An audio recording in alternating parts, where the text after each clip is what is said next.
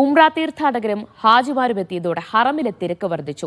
ഹജ്ജ് തീർത്ഥാടകർ വിടവാങ്ങൽ തവാഫ് പൂർത്തിയാക്കാൻ ഹറമിലെത്തുന്നുണ്ട്. അസീസിയിൽ നിന്ന് ഹറമിലേക്കുള്ള ബസ് സർവീസ് പുനരാരംഭിച്ചു. മദീന വഴി എത്തിയ ഇന്ത്യൻ ഹാജിമാർ നാളെ മുതൽ നാട്ടിലേക്ക് മടങ്ങും. ഇന്നു മുതൽ നുസുക്ക് വഴി ആഭ്യന്തര തീർത്ഥാടകർക്കും ഉംറ അനുവദിച്ചു. വിദേശത്തു നിന്നും ഉംറ തീർത്ഥാടകർ എത്തിയതോടെ ഹറമിൽ വൻ തിരക്കാണ് അനുഭവപ്പെടുന്നത്. മക്കയോട് യാത്ര പറഞ്ഞുള്ള വിടവാങ്ങൽ തവാഫ് പൂർത്തിയാക്കാനായി ഹാജിമാരും ഹറമിൽ എത്തുന്നുണ്ട്.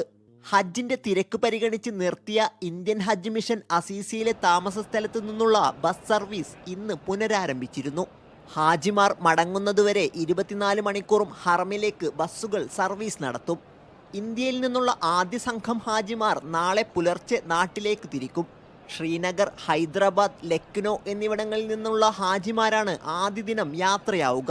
മദീന വഴിയെത്തിയ ഹാജിമാരാണ് ജിദ്ദ വഴി നാട്ടിലേക്ക് മടങ്ങുന്നത്. Sabith Saleem, media 1, Mecca.